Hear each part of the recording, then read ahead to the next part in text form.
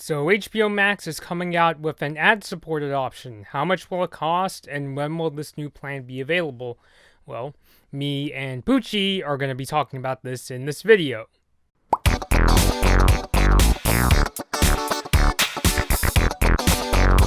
Hi everyone, Blood Moon Bobby here. So yes, you heard right. HBO Max is going to be launching an ad-supported tier as a way to attract new customers. This new ad-supported option will launch in the first week of June for $9.99 a month, which is $5 less than their current ad-free $14.99 a month option, which is the one I paid for.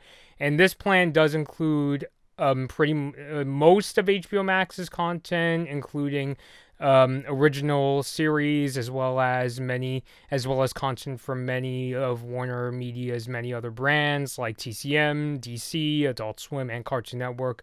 Although there is one exception to this, which we'll get into later on in this video. So I do like how this is a more affordable way for people to access HBO Max, and it does make the service much more competitive in terms of price with other competitors. If you check out this chart here, which I cooked up, you'll see where HBO Max stacks up compared to other streaming services like Netflix, Disney Plus, and Paramount Plus. It's still technically one of the pricier options, but I could see this being more appealing than the current price for HBO Max, because I remember when this service was launching, one of the main concerns was that it was starting off as one of the more pricier options when it came to the new age of streaming services. And I do think one of the things that held HBO Max back from being as successful as, say, a Netflix or Disney Plus was that rather high price tag,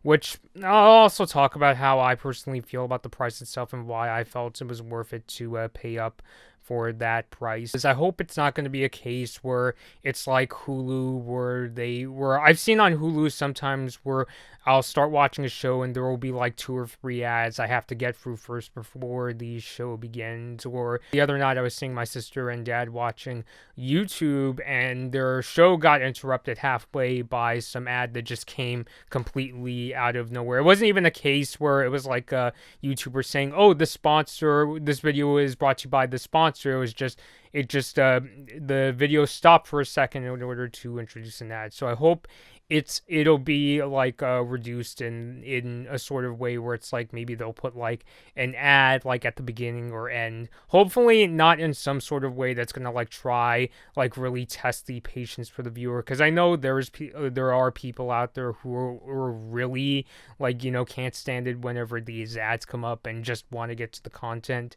I hope that HBO Max goes in a direction where it won't be as obtrusive. Again, maybe something like having an ad at the beginning or end of the content, giving the viewer the option to skip the ad after some length of time, kind of like YouTube, or maybe even doing like banner ads, like how you might see sometimes on YouTube, like, you'll see like an ad come up in the video some there, preferably maybe when the video is paused or something like that. I would say the one thing, and this is one of the reasons why I'm personally not going to go for this ad-supported version, but the one exception to the access of content is that the 2021 Warner Brothers movies, the ones that come out both in theaters and HBO Max the same day, those movies aren't going to be accessible through this ad-supported option, which I'm speculating here, but I'm guessing it's because the ads themselves aren't going to be able to pay for these movies, even with a cheaper HBO Max subscription price. But I do know that that decision in itself was pretty controversial. Actually, for the research of this video, I just read Denis Villeneuve's article calling out this business decision, particularly when it came to his upcoming movie Dune. So I'm guessing that's why those new Warner Brothers movies aren't going to be part of this ad-supported option, which I could understand. Although I'm wondering if it might be a turnoff for some who may just say, you know what, I'll just pay full price in order to access all of HBO Max's content. So I'd be really curious to see if that might be considered a turnoff for some who want all of HBO Max's content on top of things like their original series and their content that from Cartoon Network, Adult Swim, the things that were created before HBO Max. So I'm kind of curious if that's going to be considered a turnoff for some. But as is, I do personally welcome this option for HBO Max. I do understand that if they were to add those new Warner Brothers movies, it could even start I think it would even start an even bigger backlash in Hollywood.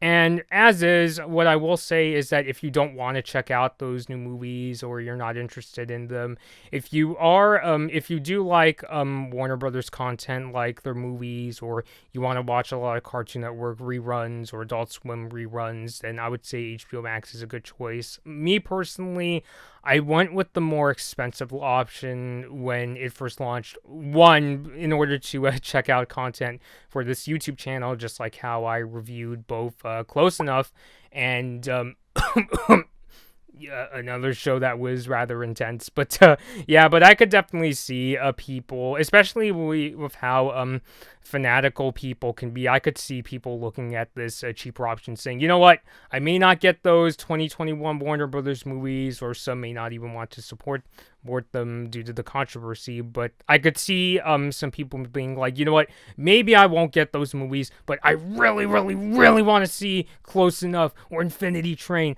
or the Adventure Time spinoff, and I want to pay a cheaper price. So I could see that being a possibility. So yeah, but I do personally like HBO Max's content. It's definitely one of the newer streaming services that I like. I mean, personally, if I wasn't doing YouTube, I would say my two top options would be Disney Plus and HBO Max. I honestly kind of go back and forth between Paramount Plus, though, because I like how with Paramount Plus you can watch a lot of the older Nickelodeon content.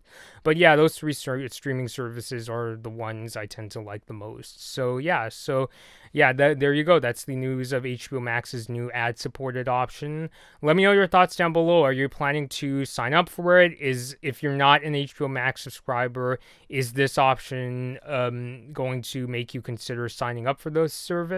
Leave all those thoughts down below, and until next time, this has been Blood Moon Bobby, and thank you all for watching. Hi everyone, thanks for watching this Blood Moon Bobby video. Like and share the video if you enjoyed it. Subscribe to the channel to see more of my videos, and ring the bell to be notified about my latest uploads. Don't forget to follow me on social media for my latest opinions and video updates. I hope to see you next time.